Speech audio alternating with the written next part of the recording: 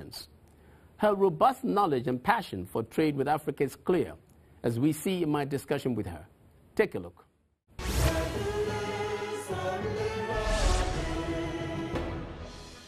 So we're going to be looking at some of the things that hinder trade in Africa and some of the things that are promoting trade, in Africa, particularly between the United States and Africa.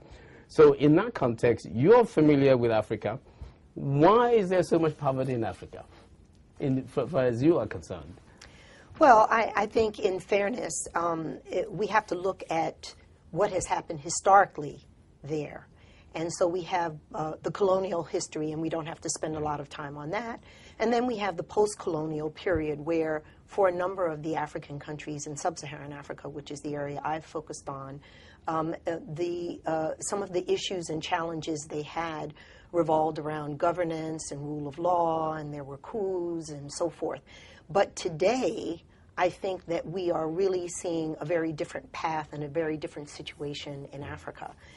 First of all, a number of the countries have now been independent for about 50 years. Governance and democracy are improving on the continent. There are a number of really excellent leaders who are committed to making sure that there is greater participation and greater benefits to the African people in the economy. And in terms of trade, what we're seeing is that trade is increasing amongst the Africans themselves. The barriers to intra-African trade are declining. And we're also seeing Africa's share of world trade, its exports to the rest of the world, increasing as well. So we believe that even though there were a number of years historically that the Africans were not able to move forward on poverty alleviation and using trade as an engine and a strong tool for economic growth. Now, what we've seen is a pathway that's been set forward where many more African countries, in fact, some of the highest rates of growth over the world are in African countries, and many of the African countries are beginning to meet some of the Millennium Development Goals, the MDGs, that have been set. So, yes, there is still a lot of poverty today.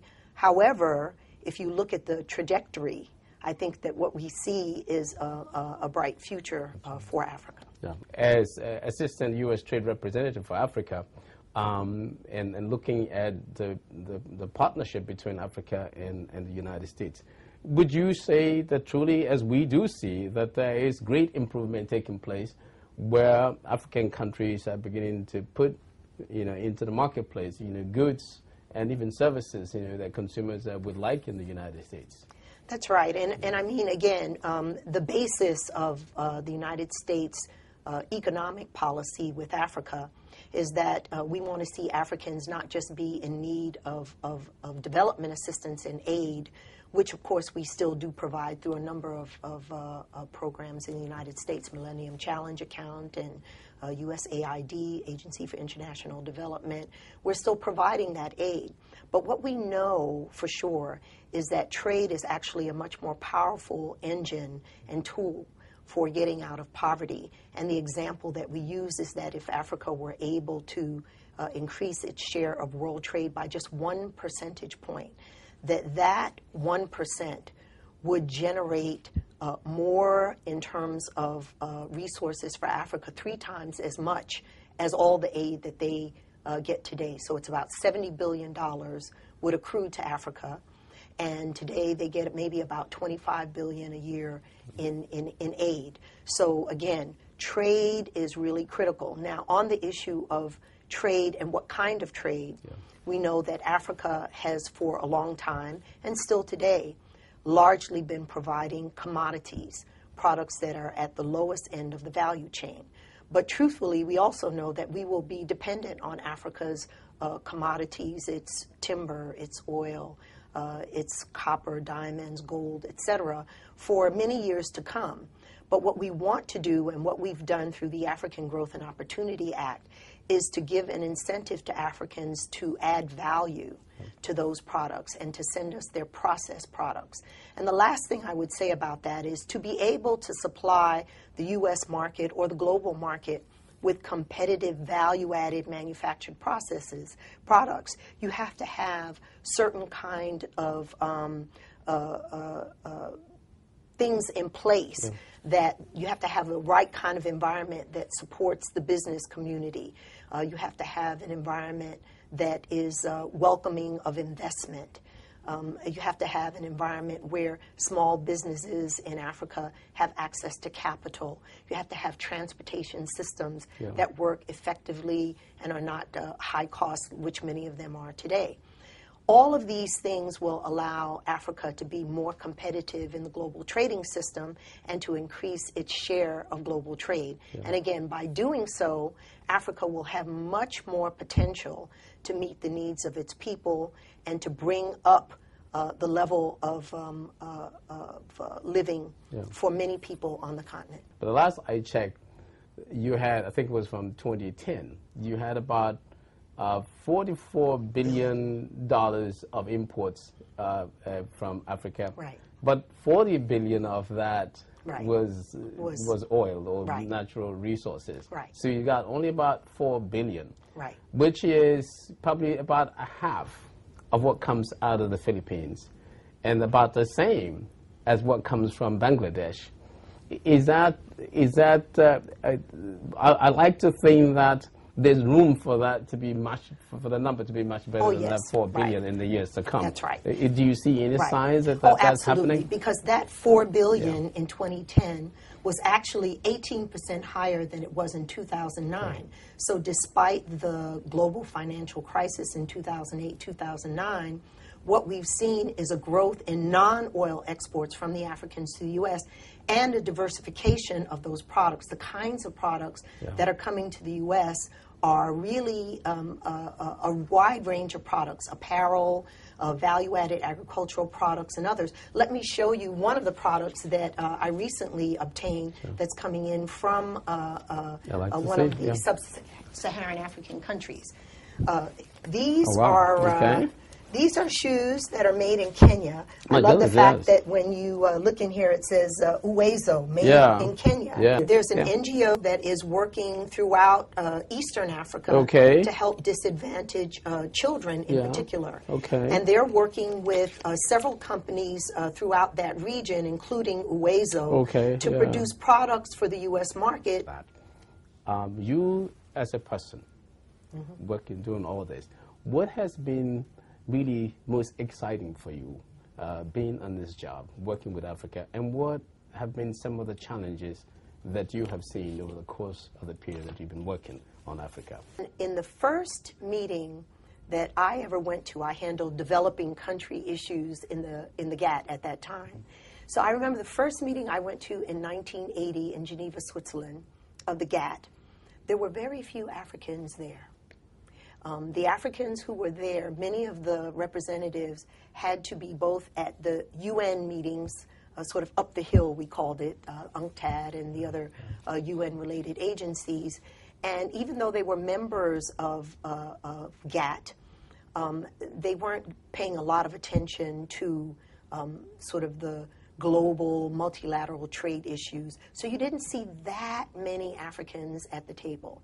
Now, you know, all these years later, when I go to meetings like the one that happened just a few weeks ago in Geneva, it's amazing. First of all, the Africans are the largest regional group at the WTO now. They are extremely active and visible. They are, in many cases, playing leadership roles. As we talked about earlier, with the Nigerian minister being the chair of the General Council meeting at the minister. Very good, So this is, we have come from, I have personally seen for myself, the Africans come from not being at the table too much, not saying too much, to playing a very visible and active role in the international trading system and the multilateral negotiations that are going on trade. I think, though, that we have to be frank that for many of these countries, they are at the beginning stages of this trajectory. It will be important for African governments to remain committed to good governance, to eliminating corruption. Of course, corruption happens in all places in the world, but it's really important if Africa is going to continue to attract investment, especially beyond the oil sectors. That's something that has to be addressed, rule of law. There have been many African elections over the last year and going into this next year, many of which have worked tremendously well and been considered free and fair elections. So that has to continue. In addition to that, the Africans have to improve the doing business environment. And frankly, I think that's already happening. The World Bank report that reports on the doing business environment reported that last year there were a number of Africans which were at the top in terms of reforming their environments for the business community. So, you know, we celebrated them on that. So that has to continue. And I think that the Africans have to continue to be very focused on and very strategic about what is it that they can do to add more value to their products, to produce competitively products that the world will need. Because I say sometimes jokingly, but I also mean it, until people in the world are walking around with no shoes on and no clothes on, somebody in a factory somewhere in the world is going to be producing clothing, shoes, eyeglasses, jewelry, whatever it is that we utilize in the world, as well as the services that are provided. So Africans should be very strategic about what can we provide to the global economy competitively, where we can then use trade and use investment and all that comes with it to grow our economies, to alleviate poverty, and to really do what others have done before in other regions of the world. Africa can, and I believe will do that.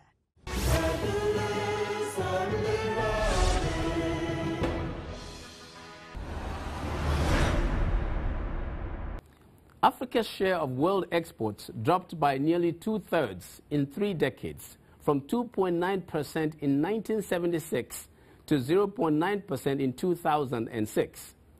By 2009, Africa's share had climbed to around 2%.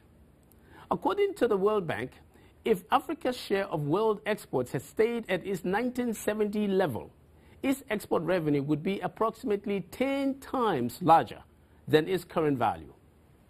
What's worse is that sub-Saharan Africa's